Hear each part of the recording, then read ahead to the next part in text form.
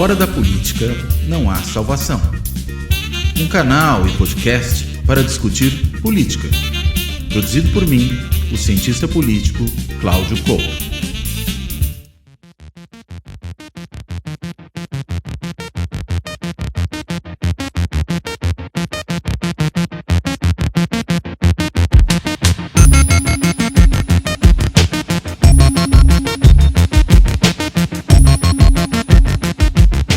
Olá, este Fora da Política não há salvação vai tratar da relação entre o Poder Executivo e o Poder Legislativo no Brasil, entre o governo e o Congresso.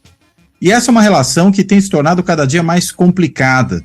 Claro que, no atual momento, a gente pode apontar para algumas questões de natureza conjuntural, como, por exemplo, o Congresso mais à direita desde a redemocratização, que é esse que está aí posto, e que, claro, torna muito mais difícil a vida de um presidente da esquerda, como é o caso do Lula, ainda que ele mesmo tenha dito que o seu governo não seria um governo só do PT, seria um governo de vários partidos, praticamente um governo de união nacional, mas a própria composição do Congresso muito mais à direita torna ainda mais obrigatória essa situação, essa saída para tentar governar. Mas o fato é que esse Congresso ideologicamente mais hostil, de um centrão, vamos usar aí a expressão do dia a dia aí da imprensa, de um centrão que parece que tem hoje um núcleo ideológico mais forte, que não está mais apenas interessado na liberação de cargos e verbas, mas tem ali uma parcela do centrão que parece ter preocupações de ordem ideológica que tornam a vida do governo mais difícil. Não bastasse tudo isso, essa questão mais conjuntural, a gente tem uma mudança mais estrutural da relação entre executivo e legislativo, que tem a ver com mudanças importantes nas regras de funcionamento desse relacionamento. Né? E, sobretudo, quando a gente olha para um aspecto importante que diz respeito à questão orçamentária no Brasil. A gente sabe, e já há vários estudos aí que foram mostrando isso, que no período pós-88, em parte com até uma herança de mudanças institucionais que ocorreram durante o regime militar, o Poder Executivo se tornou mais poderoso frente ao Congresso, controlava uma série de questões relacionadas à agenda, relacionada ao poder de pauta, relacionadas a certos poderes institucionais que davam ao Executivo capacidades legislativas que acabavam, muitas vezes, constrangendo a atuação do Congresso nessa seara. Mas o fato é que o Congresso foi, aos pouquinhos, retomando esse espaço, e a questão orçamentária é uma das questões centrais, um dos pontos centrais desse tipo de situação. E por que isso? Porque antes o Executivo podia, por exemplo, usar a efetivação ou não do gasto orçamentário das emendas congressuais, sejam aquelas dos parlamentares individualmente, sejam aquelas emendas das bancadas dos estados ou até das comissões, o Executivo podia barganhar isso na execução, ou seja, não realizar aquele gasto, o orçamento era só uma autorização de gasto, e a depender do comportamento parlamentar, ele podia, por exemplo, dificultar um pouquinho mais a vida daqueles que propuseram emendas, não as realizando até que tivesse ali algum tipo de anuência, algum tipo de colaboração. Claro, isso se dava pela mediação dos partidos, nunca era um jogo exclusivamente ali na relação entre o Executivo e cada um dos parlamentares individualmente, mas os próprios partidos funcionavam como agenciadores desse relacionamento. E aí era um instrumento importante da barganha, mas isso começa a mudar, sobretudo a partir de 2015, primeiro ano do segundo mandato da presidente Dilma Rousseff, um ano antes de seu impeachment, quando o Legislativo vai avançando sobre o Executivo nessa questão. Queria primeiro as emendas impositivas individuais, ou seja, o Executivo passa a ser obrigado, correspondendo a isso ao gasto do ano anterior em emendas individuais, a realizar todas aquelas emendas que foram propostas por parlamentares. Aí não tinha mais esse poder de barganha. E, claro, isso decorreu de uma fragilidade do Executivo naquele momento que permitiu que o Legislativo avançasse sobre essa questão. A ideia nem era nova. O antes senador Antônio Carlos Magalhães já falava em orçamento impositivo, mas isso não avançou, foi avançar quando você tinha um executivo frágil, no caso, o executivo da presidente Dilma, que foi perdendo ali apoio já durante seu primeiro mandato, e tudo isso piorou no seu segundo mandato, que sequer, a gente sabe, terminou. Mas depois veio mais coisa. A gente tem ali no início do governo Bolsonaro novas emendas constitucionais, a emenda que torna impositivas também a emenda constitucional, né, que torna impositivas também as emendas orçamentárias das bancadas estaduais, tirando mais um poder de barganha, e depois a hipertrofia das emendas de relator, que deram origem ao chamado orçamento secreto. um instrumento que estava previsto ali só para corrigir pequenos problemas na redação do orçamento, passou a ser usado para criar nova despesa. E aí fazer isso de uma forma completamente fora de controle. Veio o Supremo conseguiu ali botar um certo freio nisso ao declarar inconstitucionais essas emendas do relator sendo usadas daquela forma, dando origem ao orçamento secreto, mas o Congresso achou um outro atalho, que deu naquilo que a imprensa tem chamado de emendas PIX, né, as transferências especiais, que vão diretamente ali para o bolso das prefeituras, sem muito controle sobre como esse gasto é feito. O fato é, tudo isso gerou uma situação estrutural em que o Executivo tem mais dificuldade para poder controlar ali uma bancada que lhe apoie dentro do Legislativo e, com isso, ter uma certa previsibilidade, uma certa estabilidade na aprovação da sua agenda. Enfim, é uma seara complexa, mas que dá para a gente entender. E para a gente entender isso, eu vou conversar hoje aqui com o professor Vitor Sandes, que é um cientista político, ele é professor de ciência política na Universidade Federal do Piauí, tem se dedicado nos últimos anos a exatamente pesquisar esse tipo de questão, e ele apresentou recentemente um trabalho muito interessante no Congresso da ANPOC, Associação Nacional de Pós-Graduação e Pesquisa em Ciências Sociais, escrito a quatro mãos com outros dois colegas, né, além do Vitor Sandes, escrevendo também o Raul Bonfim, né, que é da Secretaria de Planejamento do Estado do Piauí, a CEPLAN do Piauí, e também pesquisador da Unicamp, e também o Bruno Rubiati, que é também cientista político da Universidade Federal do Pará. E os três elaboraram um trabalho que causou muito boa impressão ali nos debates feitos na ANPOC, chamado O Fim do Orçamento Secreto, mais controle do Executivo sobre o Orçamento Federal. Um trabalho que, na realidade, vem se somar a outros esforços de pesquisa que eles têm feito. Eles publicaram recentemente também um artigo que saiu na revista, numa revista de estudos legislativos, chamada Emendas Parlamentares no Contexto da Pandemia de Covid-19 no Brasil. Também o Raul Bonfim, o Vitor Sandes e o Bruno Rubiati. Também trabalhando com essa questão aí, no caso ali das emendas orçamentárias durante esse período tão problemático da vida brasileira que foi o período da pandemia. Mas enfim, feita toda essa apresentação, sem esticar demais aqui esse preâmbulo, eu quero primeiro agradecer ao Vitor por ter topado fazer essa conversa, dar as boas-vindas a ele, e quero começar com uma pergunta mais geral aí para a gente começar esse papo, que é a seguinte. Vitor, você pode explicar para a gente de que maneira, afinal de contas, essas relações entre executivo e legislativo têm se tornado mais difíceis, em particular no que diz respeito aí às questões orçamentárias? Por favor. Então, um prazer enorme, Cláudio, conversar novamente com você, minha segunda vez aqui no podcast, um trabalho incrível realmente, de discutir política de uma forma acessível, mas também fundamentado aí academicamente. Eu acho tão importante para a gente levar informações de qualidade para a população. E o podcast consegue, né, criar esse espaço, né, um pouco mais ampliado para a gente debater com mais tranquilidade sobre esses temas. E o orçamento, Cláudio, como a gente sabe, é um aspecto fundamental, né? Porque se as políticas públicas são importantes, o orçamento é o que possibilita que as políticas públicas de fato sejam implementadas e cheguem até a população. Então, sem dinheiro a gente não consegue fazer nada, né? E o Legislativo entendeu bem isso. Ele sempre teve essa disposição de avançar na agenda do Executivo. A gente sabe, os estudos mostram isso, que o Executivo ele tem um poder de agenda, tem diversos poderes à sua disposição, utiliza os recursos do presidencialismo de coalizão para distribuir cargos e conseguir garantir apoio legislativo para suas propostas, e assim funcionou durante um bom tempo. Essa discussão das emendas impositivas, de torná-las impositivas, ou seja, o Executivo ter que executar de toda forma, é uma discussão que se arrastou por décadas. Quando a emenda constitucional 86 foi aprovada em 2015, na verdade, as emendas já tinham sido tornadas impositivas na LDO, antes da aprovação da emenda constitucional, da LDO do ano anterior, mas claro que quando isso vira uma alteração constitucional, isso ganha mais força. Mas é uma discussão, se você, né, para quem tiver curiosidade de olhar os discursos das lideranças partidárias naquele contexto, foi uma decisão quase unânime.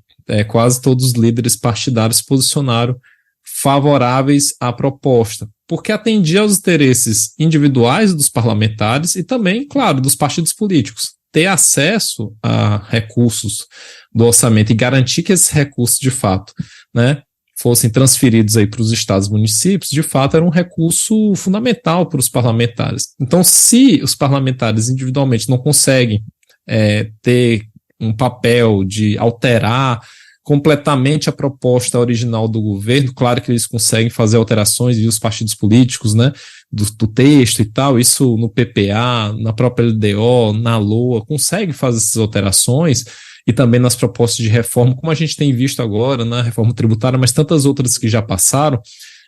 O que é importante é que eles entenderam que esse era o tipo de mudança que de fato poderia acontecer naquele momento. De fato, o governo Dilma fragilizado naquele momento pós-2013 e 2014, eleições extremamente polarizadas, apertadas, 2015 já com aqueles movimentos de pressão em cima do governo Dilma, e também um legislativo mais reativo, e de fato eles conseguiram aprovar uma mudança que eles já queriam há muito tempo, não foi uma ideia germinada naquela situação, porque os parlamentares sempre reclamavam que as emendas eram colocadas, incluídas no orçamento, não eram executadas. Se a LOA é uma lei construída a várias mãos, proposta pelo Executivo, e aprovada, discutida, né, e modificada pelo Legislativo e aprovada posteriormente... A LOA é a Lei Orçamentária Anual, né? Isso, é só para explicar, a Lei Orçamentária Anual. Então, a LOA é o orçamento, né? É porque ela é uma lei, na verdade, não é o orçamento.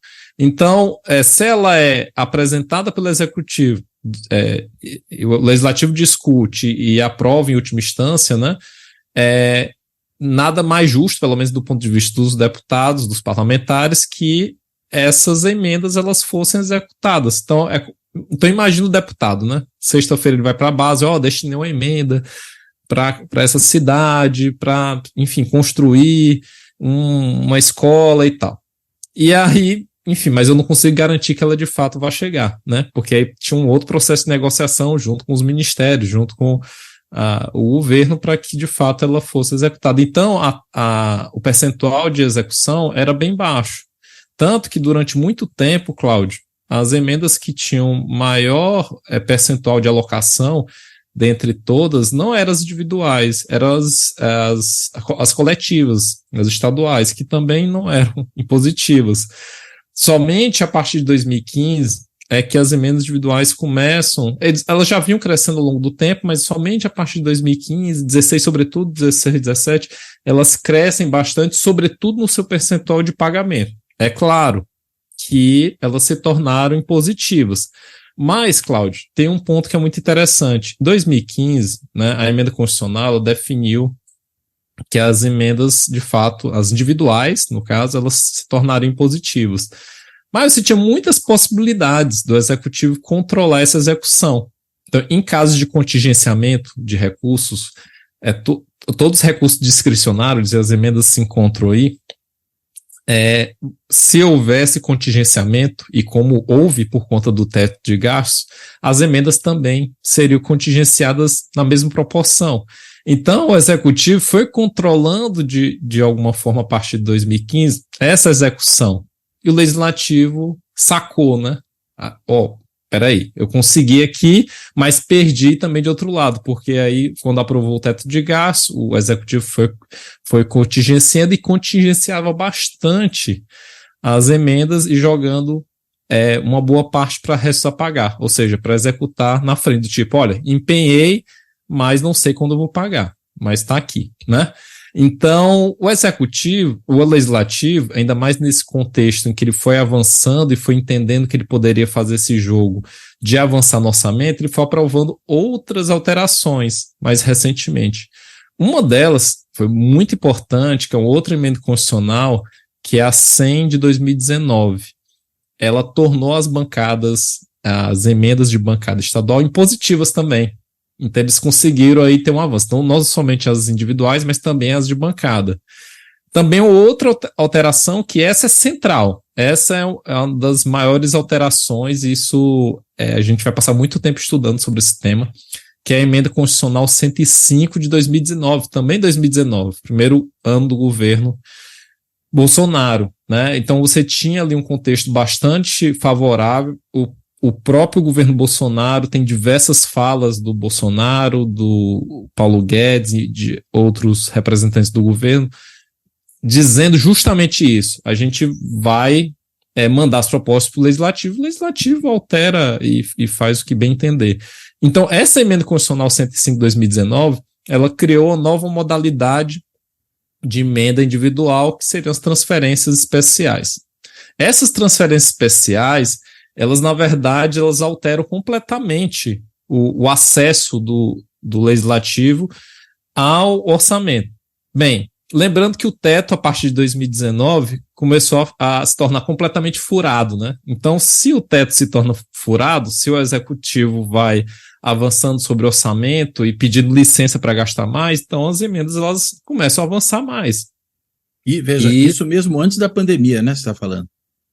Antes da pandemia, isso 2019. Então ele começa a avançar mais ali. Então, o que é, em resumo, o que são essas transferências especiais? São as tais emendas PIX. Você tem uma transferência direta desses recursos, por exemplo, para os municípios, pode ser para o Estado, mas claro que o deputado, né, o parlamentar tem interesse em atender ali uma demanda do município, e ela não tem necessidade de estabelecer convênio. Convênio, você precisava fazer um convênio, geralmente os deputados preferiam fazer isso com a secretaria estadual, porque os municípios, uma boa parte dos municípios, não tem condição de estabelecer esses convênios, você também tinha problemas de inadimplência dos municípios, isso também era um fator restritivo, né? E isso cai com a emenda constitucional das transferências especiais, então você poderia transferir mesmo com o município estando inadimplente, e não precisava se vincular a um programa e uma ação do PPA, né, que é o Plano Plurianual. Então, todo governo, no primeiro ano, apresenta o PPA, o legislativo altera, né, porque tem uns programas, ações, define as metas, são muito importantes para depois pensar a lei de diretrizes orçamentárias e também o próprio orçamento, né, define a agenda do governo. Assim, estou pensando nisso, essas são minhas ações, essas são minhas metas, minhas políticas. Então, o PPA é muito importante. Então, o que essa emenda constitucional fala? Assim, ok, o legislativo está dizendo o seguinte, ok, executivo, entendemos que você tem sua agenda, mas nós individualmente temos nossas agendas. E a transferência especial é uma possibilidade de você transferir o recurso diretamente à base, sem necessariamente se vincular a esses programas e ações. Então, com isso, você basicamente abre a porteira. E só para reforçar esse ponto, Cláudio, os parlamentares começaram de uma maneira bem tímida em relação a isso. Mas hoje, as transferências especiais ocupam 1/3 de todas as emendas individuais que são alocadas e pagas. E como elas são mais desburocratizadas, elas têm tido mais capilaridade. Quando a gente analisa a questão do território, elas alcançam muito mais realmente os municípios, porque elas também podem ser fatiadas em recursos menores. Então elas chegam mais, basicamente você só precisa do CNPJ, e aí o recurso vai direto para o município. Então elas chegam mais rapidamente ao município, e elas também acabam alcançando mais municípios. Então os prefeitos também apoiam. Então há um apoio, né, a esse tipo de transferência. Mas, por outro lado, do ponto de vista da construção de políticas públicas via agenda do executivo, que foi, né, uma agenda que com apoio popular, porque de fato passou pelas urnas, isso se enfraquece, porque são agendas individuais dos parlamentares. Então, de fato, as transferências especiais, elas, na verdade, são a grande mudança aí nos últimos anos. É claro que as emendas do relator geral, né, chamadas RP9, sempre existiu a emenda do relator, mas o relator ele só utilizava para poder fazer correções no orçamento, omissões, enfim. Então era uma porcentagem muito pequena, ela nem era um RP, ela não era definido como uma emenda específica do orçamento, enfim. Eles criam isso no LDO de 2019 também. eles criam, ou seja, nas leis diretrizes orçamentárias, aquilo que vai definir como o orçamento vai ser pensado. Então, eles criam essa RP, chamada RP9, basicamente para criar um gasto novo dentro do orçamento. Criatividade, né? Exatamente. E daí, basicamente, essas emendas do relator, de fato, elas avançaram muito no orçamento, mas elas não eram impositivas, né? Mas realmente a gente tem 2020, 21, 22 um volume de recursos bastante elevado. E uma taxa também de execução, Cláudio, muito acima do que é esperado para uma emenda que não é impositiva. Então você tem aí 65%, 70% de pagamento durante o governo Bolsonaro, que é bastante elevado, então ela ocupa a maior parte em termos de volume de execução dos recursos, porque ela era muito mais volumosa do que as emendas individuais, só que ela não tinha transparência nenhuma, era completamente controlada pelos presidentes das casas legislativas, pelo relator geral do orçamento, então a destinação era completamente não republicana. Então o STF tem uma decisão bastante acertada, né, em 2022, dezembro de 2022, já no contexto da discussão e da aprovação da LOA para esse ano, que foi entender que as RP9 não são constitucionais, elas não seguem os princípios básicos da Constituição brasileira.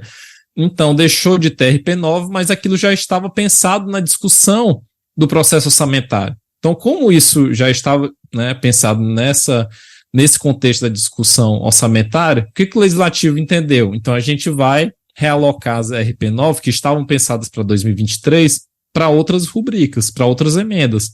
Então, isso foi realocado para as emendas individuais, que ganharam a maior parte. Então, imagina, já era um volume muito grande as emendas do relator.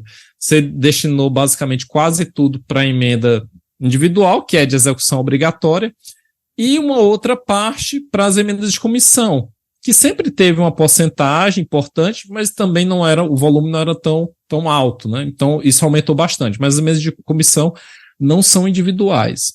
E não são impositivas, né? Não são individuais, não são impositivas. Então, as comissões decidem ali, geralmente os presidentes das comissões decidem. Também a distribuição entre as comissões, a gente pode até falar um pouquinho sobre isso depois, né? Porque tem também alguns aspectos bem interessantes sobre isso. Mas, voltando, e tem um outro ponto que é central, Cláudio. Ali no apagar das luzes do governo Bolsonaro, naquele contexto, basicamente ali, pós-eleição do Lula e dezembro, né, que se discutia justamente isso, né, tudo ao mesmo tempo, discutia orçamento, discutia PEC da transição, se discutia a questão da constitucionalidade ou não das emendas do relator, o Legislativo aprova a tal PEC da transição. A PEC da transição também tem alterações muito importantes, né? E dentre elas, Cláudio, você elevar a base de cálculo das emendas individuais para um limite, que era o limite de 1,2% da receita corrente líquida, isso sobe para 2% referente à LOA. Então, assim, a PEC da transição elevou, né, a quantidade de recursos que o Executivo teria acesso, justamente porque precisava dos recursos para poder garantir políticas públicas tão importantes como Bolsa Família. Então, já houve uma elevação, né? Basicamente, se quebrou o teto naquele momento. E, para além disso, você subiu esse limite do volume de recursos destinados para emendas individuais. Então, isso explodiu. Então, quando a gente olha os gráficos, assim, o volume de recursos destinados a emendas individuais se tornou muito mais elevado, e aí com a lembrança de que elas são impositivas. Então, você tem um volume de recursos destinados a emendas nunca antes visto nesse país, né, para utilizar uma expressão aí bastante corrente aí do nosso da nossa discussão política, né? Então, você do presidente da República, né? Ele que gosta exatamente, dessa frase. Assim, um volume bastante elevado e de execução obrigatória. Então, basicamente, o que a gente teve? A substituição dessa emenda do relator, nesse contexto da passagem do Bolsonaro para o Lula, substituição desse recurso que era pouquíssimo transparente, pouquíssimo republicano, para né, para uma outra forma que é via emendas individuais, que são de execução obrigatória, que ocupam a maior parte realmente do orçamento destinada às emendas. E quando a gente olha, Cláudio, enfim, a gente não fechou ainda o ano, né? A gente está ainda em novembro, início de novembro, né? E a gente sabe que o executivo executa tudo nessa reta final, porque ele vai contingenciando, vai segurando, aí quando vê que as contas vão serem fechadas, aí executa. Mas até outubro, são os dados que a gente trabalhou aí no nosso paper, basicamente 80% das emendas já tinham sido executadas, ou pagas, na verdade. Porque uma coisa é você empenhar, eu estou prometendo que vou pagar, mas o pagamento, né, o recurso chegando na ponta, né? Então, basicamente, quase tudo já tinha sido pago, inclusive, uma boa parte desses recursos foram pagos, são de restos a pagar relativos às RP9 do ano passado.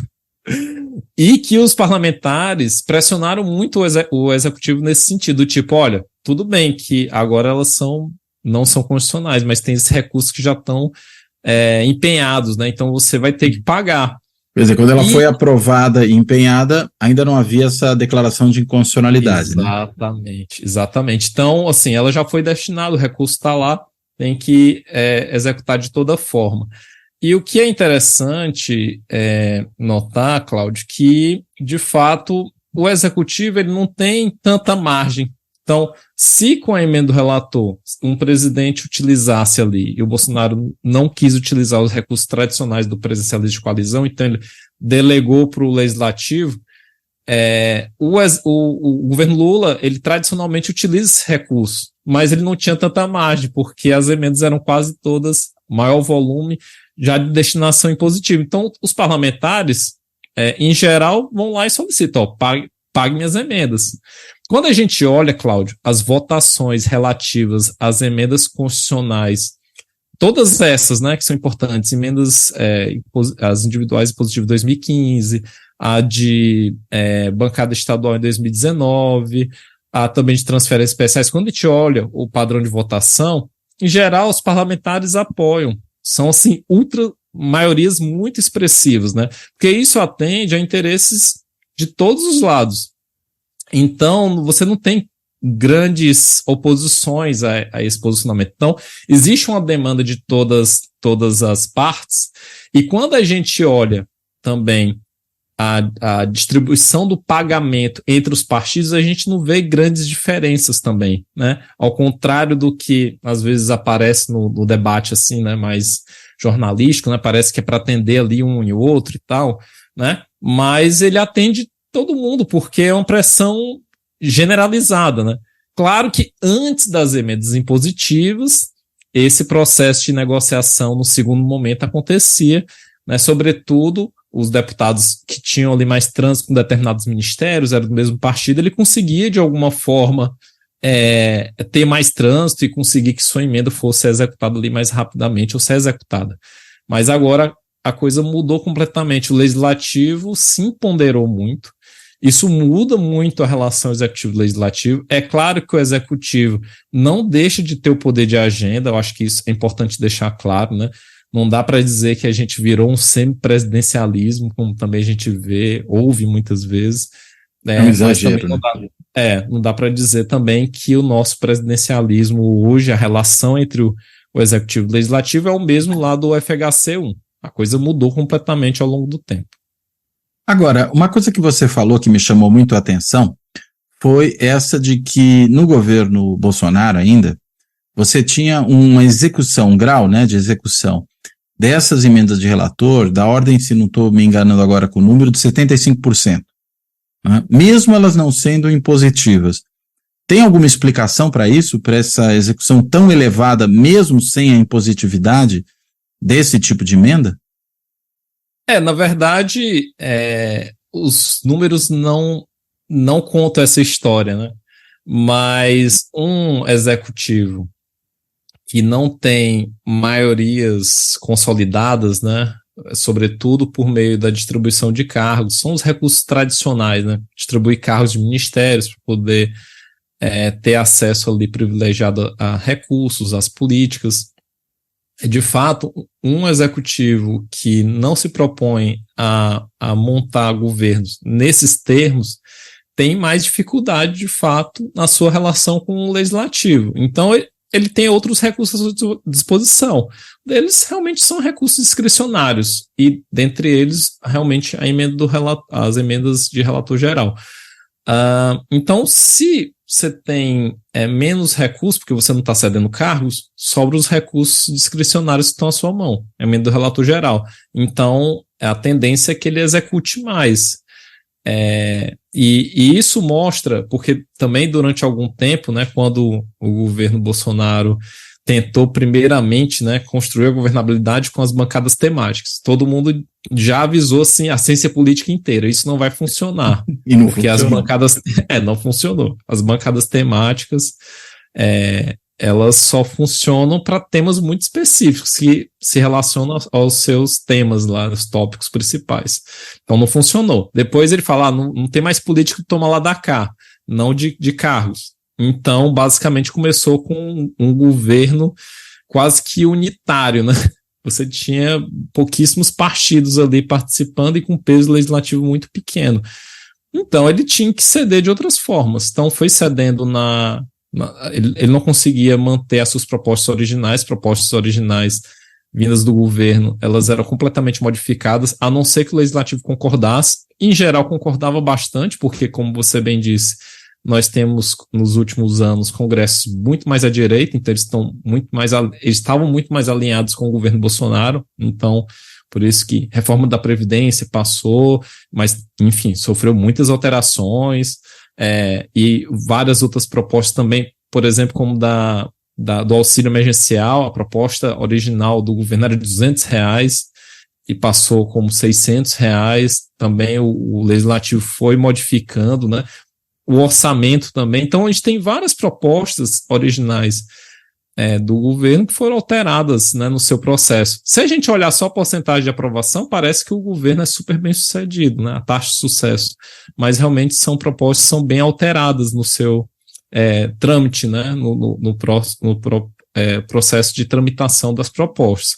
Então, foi um executivo, nesse contexto Bolsonaro, que abriu mão de recursos que são muito importantes para se obter governabilidade e manter a sua preferência original, né? Quando se inicia o governo Lula, a gente observa que o presidencialismo de coalizão funciona e funciona muito bem. Quando todo mundo imaginava, todo mundo assim no debate, né, mais de mesa de bar, né, entendia que é só liberar recursos que vai funcionar, o Centrão foi lá e mostrou que não, né? A gente quer cargo, enfim, a gente quer ministério. Isso agora, né? Ele já vem tensionando. A ministra do Turismo, no primeiro mês ela já foi fritada, né? Não, isso agora é o que eu quero dizer vamos dizer, do governo Bolsonaro para cá, né? Exatamente, porque no governo Bolsonaro, como o Bolsonaro realmente decidiu que não cederia esses cargos para os partidos, ok, tudo bem, o que você tem para me oferecer? Emenda. A gente gasta com recursos discricionários que puder e a gente vai se entendendo dessa forma. Quando ele começou a correr risco, ele foi lá no PP, parece que não vai rolar, né? O que eu posso fazer por vocês?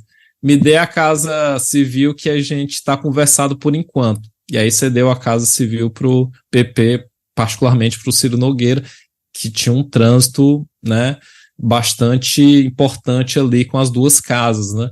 Então, assim, e aí ele foi, né, precificando isso ao longo do tempo, mas quando ele perde o governo, o Centrão abandona completamente, tanto que a PEC da transição já é um contexto em que o Lula já governava praticamente, né, em dezembro do ano passado, né? Então, a coalizão, o que tinha de uma coalizão mínima ali, ela se desmontou completamente, né?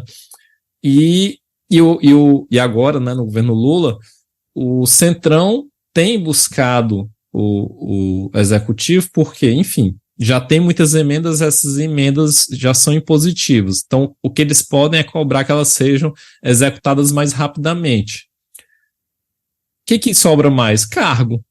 E como o executivo, né, como o governo Lula tinha, sobretudo, alguns cargos em que você não tinha filiação partidária, e aí para citar um caso da Ana Moser na parte de esportes, é mais fácil você mudar alguém que não tem filiação partidária e colocar alguém de um partido, ainda mais um partido que tem uma bancada relevante, né? Então, do ponto de vista pragmático, é mais fácil você ir cedendo, né, nessas partes. E quando tira, por exemplo, o PSB, realoca por uma outra parte para poder criar algum tipo de equilíbrio nessa coalizão.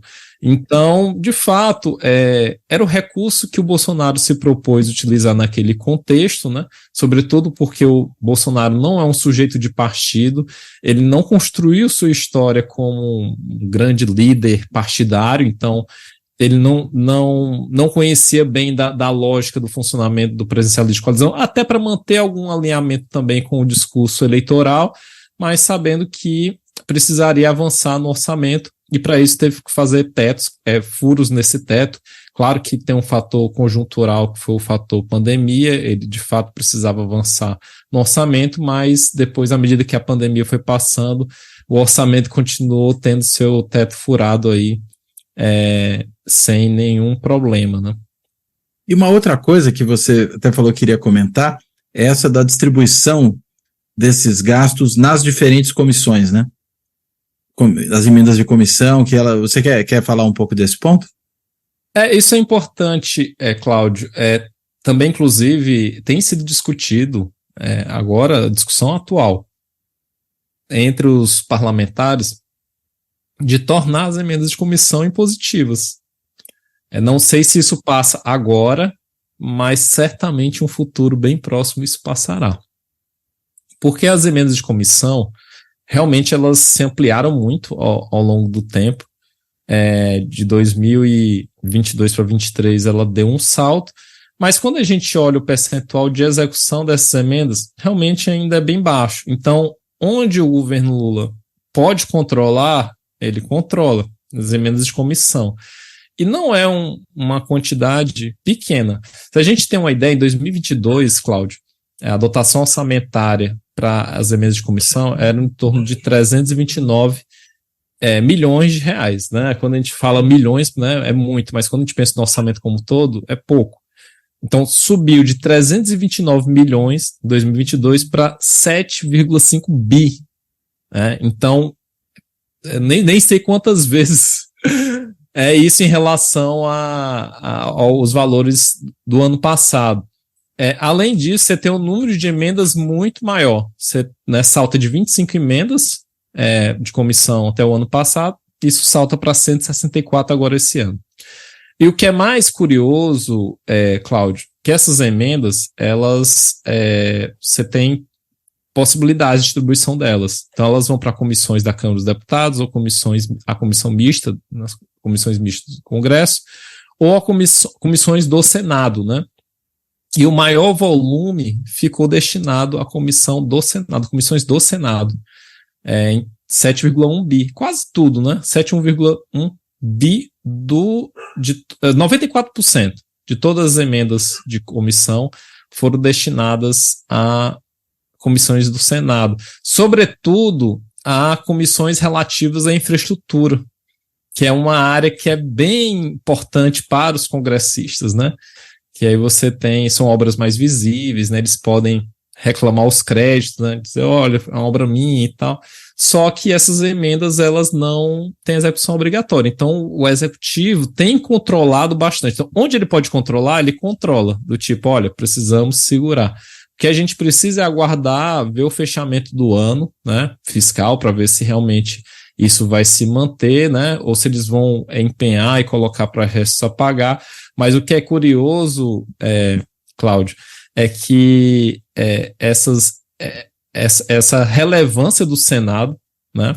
Sobretudo porque o relator geral do orçamento, né, do ano passado é senador e é presidente de uma dessas comissões que está sendo bastante favorecida com emendas de comissão. Então, isso inclusive para quem quiser saber mais detalhes, isso tem no paper, então fazendo merchan. Mas o que é interessante é que esse avanço realmente das emendas de comissão já apontam, né, uma possibilidade futura, que é de fato o executivo, o legislativo realizar uma nova alteração constitucional para tornar essas emendas de comissão impositivas. Então, se a gente pegar a série histórica, 2015, emendas individuais se tornaram impositivas, 2019, emendas de bancada se tornaram impositivas. Ano passado teve a discussão de tornar todas as emendas impositivas, inclusive as RP9, porque isso foi no contexto da discussão da LDO, então o STF não tinha se posicionado ainda. E agora as emendas de comissão. Então, se as condições se mantiverem constantes, né, com a ideia de que o legislativo tenha avançado paulatinamente, a gente só precisa saber qual é a data da aprovação dessa alteração constitucional que tornará as emendas de comissão impositivas. E aí, novamente, nós temos aqui riscos, né, no sentido de que as emendas de comissão, novamente, visam atender interesses que a gente não tem muito claramente de quais são, né? É claro que os temas, né, específicos das comissões são super relevantes para o nosso debate de políticas públicas, né? Mas é importante também entender que são recursos do orçamento, né, que servem realmente para atender a demandas da população, né, e que sempre os fins muito particularísticos nesse sentido podem, de fato, enfraquecer as agendas mais nacionais, né, de políticas públicas. Aliás, olhando os gráficos que você traz nesse seu trabalho, chama muita atenção a explosão, né, de emendas e de gastos com emendas a partir do governo Bolsonaro, né? É interessante que elas vão despencando ano a ano, eu diria de 2013 para frente. De novo, acho que reforça um pouco aquela percepção de que o governo Dilma foi um governo mal sucedido na relação com o Congresso também, porque não conseguia manejar bem essa situação. O troco vem lá em 2015, no início do segundo governo Dilma, com as emendas impositivas. Mas o fato é que, quando você olha nos anos seguintes, aí tudo bem, tem teto de gastos no governo Temer e tudo mais, a coisa vai despencando. De repente, vem o governo Bolsonaro e plum, você tem uma explosão de gasto com emenda e, sobretudo, emenda de relator, né? O que é isso? O governo fraco? O presidente abdicou ao falar, vai para o Congresso, agora o problema não é mais meu, deixou a bola toda com o Congresso falou, bem, então chutarei a bola? É algo assim? Eu acredito que no caso da Dilma, né, basicamente pós-emenda impositiva, basicamente você tem em 2016, né? Em 2016 ela é afastada logo de início. Maio ela já está afastada, então boa parte da execução dessas emendas ela não acontece ainda nesse contexto. Enfim, o caso Dilma é bastante explicado, né? O professor Fernando Limonge precisou de 2 episódios do seu podcast para poder explicar, né, tudo que aconteceu naquele contexto. Então, quem sou eu para explicar isso em poucos minutos? Mas o fato é que realmente ter um legislativo mais reativo, né, a dificuldade de um alinhamento com um Congresso que, né, estava se tornando mais à direita. O resultado das eleições de 2014 já foi esse tipo, maior congresso mais à direita da história, né? Aí 2018, maior congresso de direita, aí 2022, né? Então, isso só tem ampliado e isso dificulta realmente para governos mais à esquerda. Aquele movimento, aquela tentativa em 2015 de trazer o Joaquim Levy para mandar uma mensagem para o mercado, né? De mais austeridade e tal, na verdade, manda sinais contraditórios, né, para a base dela, manda mensagem contraditória para os próprios parlamentares, do tipo, opa, você vai mexer nas minhas emendas que eu acabei de torná-las impositivas, como é que é isso, né? Então você tem mensagens contraditórias. Quando a gente olha para o governo Temer, na verdade, as emendas, elas, em termos de pagamento, elas perdem, até que elas ganham espaço em termos de alocação, mas de pagamento não avança tanto, porque o governo vai controlando, né? Vai contingenciando, porque ele foi contingenciando os gastos discricionários, os gastos relativos a investimento, né? Você tem uma queda abrupta, né? Então isso acaba afetando todo mundo. Mas existe um alinhamento, né, com a ideia de que precisava se fazer, né, corte de gastos, né, ter políticas mais austeras e tal, né?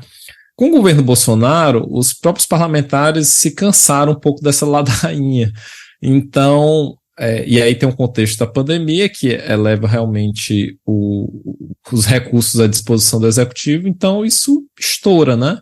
Chegando aí, Cláudio, a quase 35% do gasto discricionário destinado a emendas, porque aí basicamente a emenda do orçamento, que é as emendas do relator geral, que basicamente ocupa esse espaço, né? Mas isso do aprovado, quando vai para o executado, isso cai realmente um pouco, porque ainda que você execute aí 65%, 70% de emenda do relator, ainda assim você controla uma parte, né? Então, o governo Bolsonaro, ele, já estou executando bastante, né? Então, é um contexto também bastante difícil. Mas quando a gente olha para as emendas individuais aprovadas e pagas, o gráfico é muito claro, um dos gráficos que a gente mostra aí. Até 2019, o governo contingenciava, porque o teto estava lá firme. Quando chega em 2020, ainda que as emendas individuais aprovadas elas caiam, porque o orçamento, né, ele não vai sendo atualizado, né?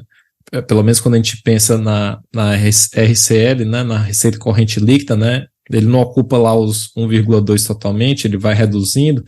Quando entra em 2020, basicamente isso é iguala. Tudo que é aprovado é pago. Tudo que é aprovado é pago. Isso salta em 2021, ele ultrapassa, inclusive, esse limite. E quando a gente analisa agora em 2023, o pago, ele basicamente já tem um dos maiores valores da série histórica, mesmo quando a gente corrige pela inflação do período. E o que está destinado é o maior valor, basicamente, da história, porque você tem até o limite de 2% da RCL.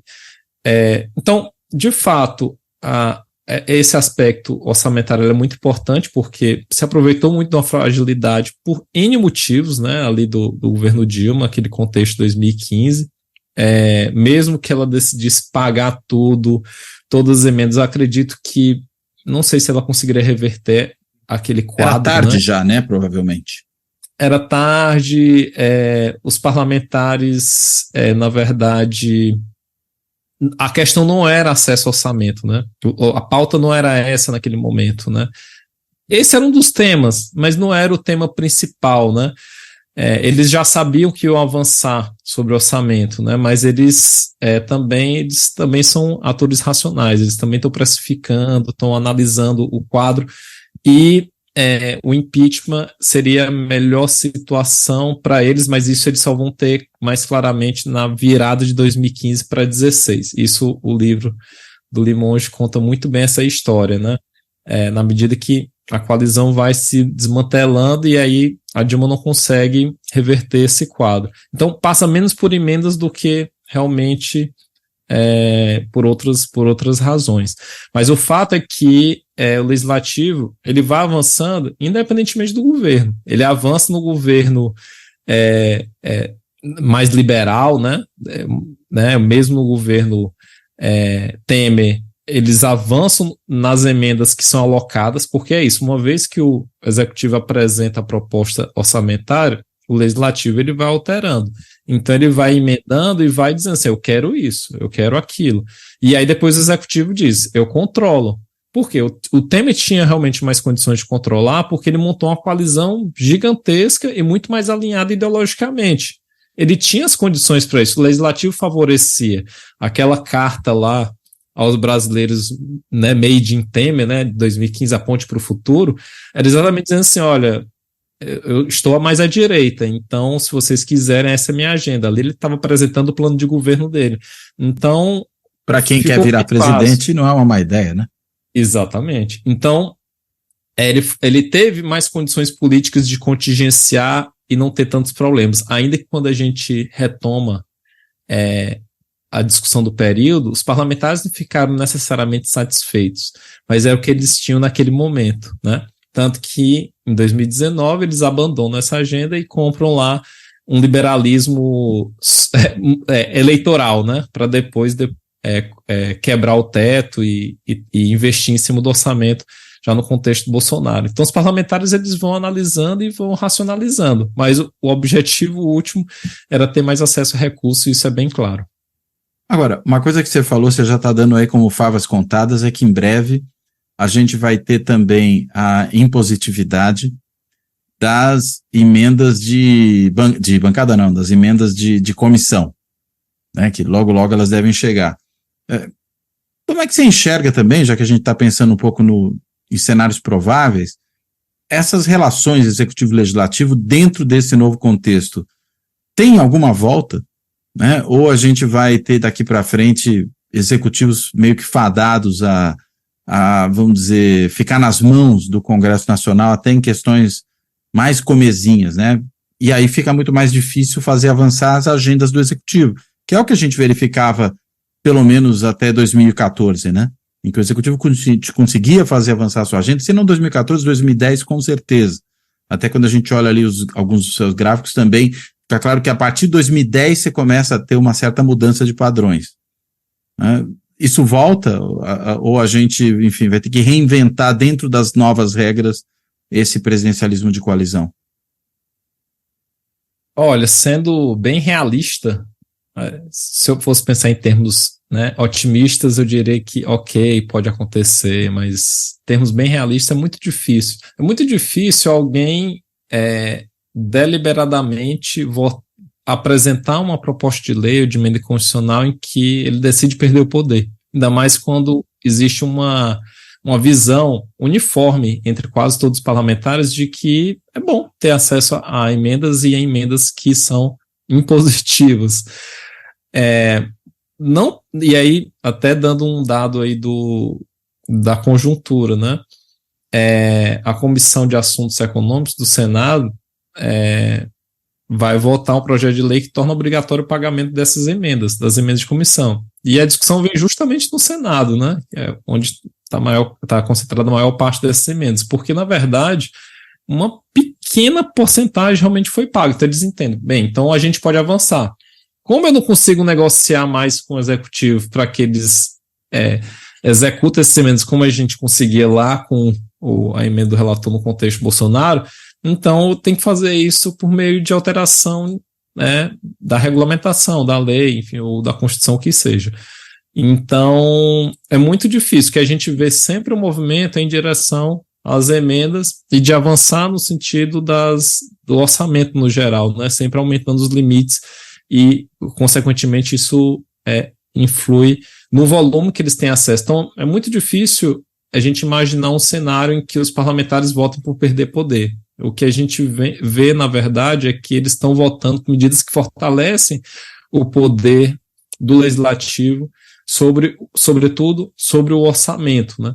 Porque eles entendem que essa é uma forma deles fortalecerem seus mandatos parlamentares, e se a gente tem um pressuposto básico da ciência política, né, de que políticos eles têm um objetivo, ganhar eleições e manter suas carreiras. Então, onde que eles podem avançar? Eles podem avançar sobre o orçamento porque eles têm recursos à sua disposição, recursos que podem, de fato, fortalecer, né, a chamada conexão eleitoral, fortalecer as suas bases eleitorais e, quem sabe, até expandir. Então, o acesso a recursos e as transferências especiais ajudam muito nesse sentido, né, porque eles podem diluir muito mais emendas e distribuir para muito mais municípios, e esses recursos chegando rapidamente, elas fazem total sentido, né, para os parlamentares, inclusive para poder criar novos vínculos, fortalecer vínculos com prefeituras, com prefeitos, enfim. Então, não consigo imaginar um contexto em que os parlamentares decidem ceder o orçamento, né, que eles já têm, para o executivo em nome de um programa de políticas públicas que foi, de fato, escolhido nas urnas, né? Agora, de fato, as emendas de comissão, isso depende, claro, né, de um entendimento. O executivo tem tentado montar uma coalizão majoritária. Não sei se eles conseguem barrar, né, a discussão e, posteriormente, quem sabe, uma votação em relação às emendas, à impositividade dessas emendas de comissão, porque simplesmente os parlamentares como um todo entendem que isso pode favorecer os seus mandatos, né? Então, sendo bem realista, a conclusão é pessimista. O gênio saiu da garrafa e a gente não consegue colocá-lo de volta para dentro, né? É verdade. Muito bem. Vitor, obrigado por essa conversa, por esse papo tão esclarecedor. Eu quero, enfim, te devolver a palavra, porque se ainda tiver algum ponto que você acha que a gente acabou não abordando, que é importante tocar, que você possa tocar nele agora, a gente sempre acaba, às vezes, deixando escapar alguma coisa, e também para fazer, claro, a sua amarração final. Por favor. Enfim, tem muitas questões que a gente poderia se debruçar mais especificamente em relação a algumas questões, mas para quem se interessar pelo tema, até recomendo que vocês sempre observem as frases dos parlamentares em relação ao orçamento e às emendas. De fato, isso é bem esclarecedor muitas vezes, né? Eles dão vários recados, né? Isso, ainda que a gente da ciência política seja bastante atraído pelos dados, e isso é bastante importante, mas esse elemento, né, do discurso é super importante para entender, de fato, por que eles se interessam tanto por emendas, né? E, Cláudio, o que é interessante é que, enfim, tem várias questões, mas uma é importante pontuar que se um terço das emendas das emendas individuais são destinadas a transferências especiais, 2/3 não são, ou seja, continuam emendas individuais destinadas a programas e ações do governo. Porque os parlamentares também entendem que quando eles destinam para ações do governo, eles também têm a garantia de que o governo federal quer que as suas ações sejam implementadas, porque depois eles precisam acompanhar se as metas programadas, planejadas foram atingidas. Então, só para citar um dado do artigo que eu publiquei junto com o Raul Bonfim e o Bruno Rubiati sobre as emendas pensadas para combater a Covid-19, em 2020, naquele contexto, ali logo inicial da pandemia, em março, o governo federal, e isso no governo Bolsonaro, eles criaram 2 ações de combate à pandemia especificamente. Eles deram um prazo para os parlamentares para modificar a destinação das emendas. O que os parlamentares pensaram? Bem, então, para ações vinculadas à saúde, o Ministério da Saúde iria executar, são ações do governo. Claramente, seriam executadas rapidamente, porque você tinha uma situação emergencial ali que demandava um grande acesso a recursos pelos estados e municípios. O que os parlamentares fizeram? Em geral, modificaram fortemente essa destinação. Isso também a gente mostra no nosso artigo publicado na Eleges. E não somente... Chega de falar, na Eleges, né? Revista de Estudos Legislativos, né? Exatamente. E não somente eles modificaram bastante a destinação dessas emendas, como também a execução foi muito rápida. O pagamento delas aconteceu rapidamente, em termos de meses, claro. Mas isso indica que os parlamentares... eles também entendem do tipo, olha, eu vou reservar uma parte para transferência especial, mas vou destinar outra parte aqui para as emendas vinculadas às ações, que eu tenho certeza de que elas serão executadas. Então, eles vão também organizando a forma como eles vão destinando essas emendas para garantir que esses recursos atingirão o seu fim. Porque, às vezes, uma transferência especial, ela tem um valor menor, ela visa atender uma demanda muito específica, mas às vezes quando você manda para uma ação que inclui grandes obras, é muito importante para o deputado ir lá e cortar fitinha junto com o governador, com o presidente da República, né? Então, grandes obras, né? Então, elas dão grande projeção. Ainda que ele tenha participado lá, sei lá, com 5%, com 10% do valor total da obra, ele vai cortar a fita igualmente e dizer, olha, essa obra foi minha, teve recurso meu. Então, assim, não é que talvez tudo... para a fita, né, inclusive. Para a fita, exatamente. Então, nem que seja só para a fita. É muito importante que a gente entender que os parlamentares eles não vão destinar tudo somente para transferência especial. Se o governo disser assim, olha, mandem para essas ações, que essas ações elas também elas vão ser executadas, né? A gente precisa, ao longo dos 4 anos, a gente precisa mostrar para a população que isso aqui vai funcionar. E aí você tem realmente direcionamento. Então, isso é muito importante, né? Destacar esses dados, porque é possível usar recursos de emenda para fins republicanos. Não é que emenda, né? Parece sempre a discussão de que emenda o dinheiro, você tira ali 10 conto da carteira. Não é assim também. É quase como se fosse corrupção, né? A Isso, percepção pública disso, né? Isso, a emenda não é corrupção, né? Agora, claro, quando as emendas são utilizadas sem transparência, como, sobretudo como elas eram utilizadas com as RP9, as chamadas emendas do relator geral, de orçamento fato, secreto, né? Isso, é. Aí, de fato, fica difícil a gente acompanhar. Às vezes, o fim último delas foi ótimo, mas a gente não tem nem como saber se foi, né? Se atingiu.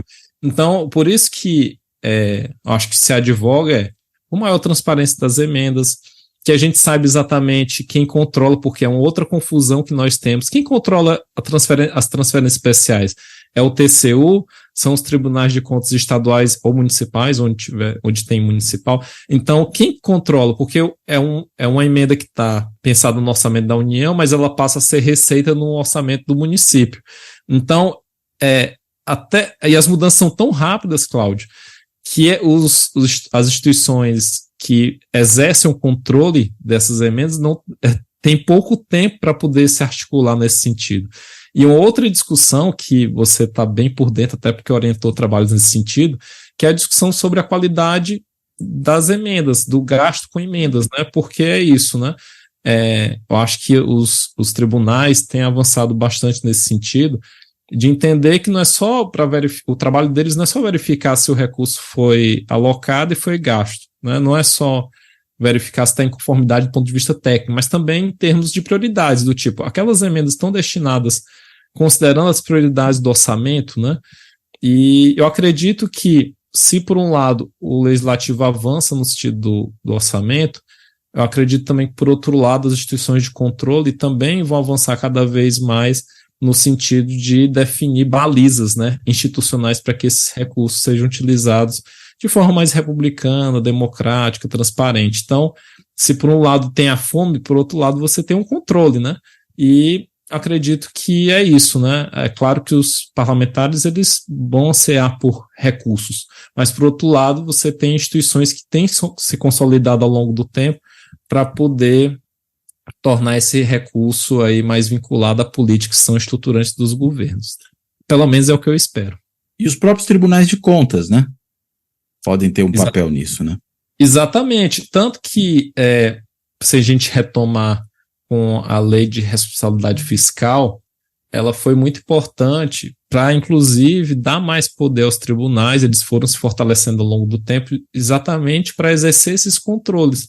Porque se a gente retomar realmente o pré-LRF, né, o pré-controle de contas estaduais, realmente os governadores eram verdadeiros barões da federação, né, para utilizar o título do livro do Fernando Abruzzo. Então, isso muda porque você tem uma série de regulamentações, instituições de controle se tornam realmente mais presentes na vida da administração pública estadual, e aí você vai evitando que a coisa se torne uma várzea, né? Então, acredito que os tribunais têm se fortalecido quando a gente olha também o trabalho dos tribunais e CGU, etc., né, outros órgãos de controle, no sentido de exercer controles. E o próprio papel do Supremo, né? O Supremo teve um papel fundamental, né, em decidir pela inconstitucionalidade das RP9. Por mais que os parlamentares não tenham gostado dessa decisão, mas tem que se cumprir a decisão. E claro, por mais que as emendas individuais elas, né, tenham aumentado o volume e elas, de alguma forma, sejam positivas, ela é muito mais transparente do que o orçamento secreto e as RP9. Então, por mais que elas tenham mais volume, ela é isonômica, ou seja, os parlamentares recebem igualmente esses recursos. E também você consegue acompanhar a sua execução, por mais que as transferências especiais tenham limites nesse sentido. Mas eu acredito que assim, né, nem tanto ao mar, nem tanto à terra. Você tem questões dos dois lados e eu acredito que as instituições vão encontrando o melhor caminho, pelo menos também. Assim eu espero, né, assim, um olhar mais otimista sobre a atuação das instituições. Muito bom. Vitor, brigadíssimo de novo. Valeu pela conversa, né, pelo esclarecimento desse assunto, que às vezes é um assunto difícil, né, as pessoas tem dificuldade de entender exatamente do que se trata, né, a questão orçamentária. Inclusive, acho que você colocou muito bem há pouco, a questão do que são essas emendas, né, que não são corrupção, são alocação de recurso público para algum destino. A gente pode dizer se é a melhor alocação possível, se é o destino mais adequado, mas, enfim, não é pura e simplesmente enfiar o dinheiro no bolso, né? É tentar transformar esse dinheiro em algum tipo de política pública. Podemos discutir se é uma política pública mais estruturada, dentro de grandes diretrizes, ou às vezes é aquela coisa muito esparsa ali, né? Muito avulsa que é feita no gasto público. Mas, enfim, os representantes também são eleitos para demandar em função daquilo que os seus eleitores locais querem, né? Daquilo que gente que vota neles e que mora em certos lugares demanda. Então, é preciso levar em conta que isso é parte da democracia também, né? Acho que isso é fundamental. Bem, perfeito. E sobretudo no contexto de tantas desigualdades regionais, né? É importante realmente considerar essas demandas também particulares, são importantes, mas claro, sempre fazendo os contrapontos. Mas agradeço demais, Cláudio, aqui o convite, oportunidade de novamente conversar com você aqui no podcast. E, enfim, fico sempre à disposição aqui, sempre quando você demandar para falar de orçamento e de outras coisas mais sobre a política nacional e estadual aqui no Brasil. Tá ótimo. Obrigado, Vitor. Bem, com essas últimas palavras do Vitor, eu também caminho aqui para o encerramento desse episódio do Fora da Política Não Há Salvação. Quero, além de, já como fiz aqui, agradecer a ele, agradecer a todas e a todos que têm acompanhado o trabalho aqui do canal, seja no YouTube, seja no podcast, que está disponível em mais de 20 plataformas de áudio. E quero também agradecer a todos e a todos que têm contribuído aqui com o projeto do canal por meio de algum tipo de apoio. Pode ser o botãozinho do Valeu Demais ali no canal do YouTube, que permite uma contribuição ali pontual, é aquele botão do coraçãozinho do YouTube que fica abaixo do vídeo. Pode ser também por meio da contribuição continuada no Clube dos Canais, se inscrevendo no canal e assim podendo fazer essa contribuição continuada. Pode ser fazendo uma assinatura simbólica por intermédio do site de financiamento coletivo benfeitoria.com, né? Lá no endereço benfeitoria.com/apoio Fora da Política Não Há Salvação, ou ainda, para quem até optar por esse caminho, fazer um Pix aqui para o canal, usando a chave Pix do Fora da Política Não Há Salvação. Não é emenda Pix, para ficar bem claro aqui do que a gente está falando, é a chave Pix do canal, que é contato@foradapolítica-não-há-salvação.info, que é também esse e-mail, contato@foradapolítica-não-há-salvação.info, um e-mail de contato para quem quiser mandar aí alguma mensagem, mandar algum recado. Bem, então, de tudo isso, eu reitero aqui meu agradecimento ao Vitor, me despeço dele, me despeço de todos e todos que nos acompanham.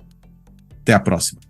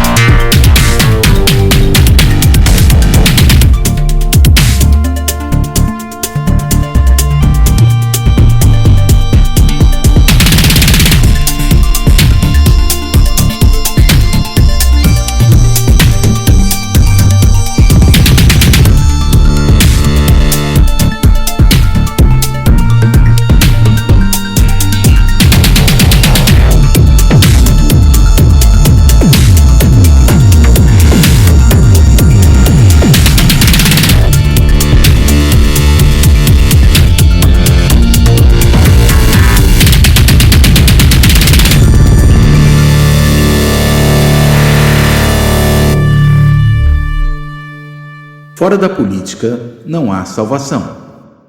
Um canal e podcast para discutir política. Produzido por mim, o cientista político Cláudio Couto.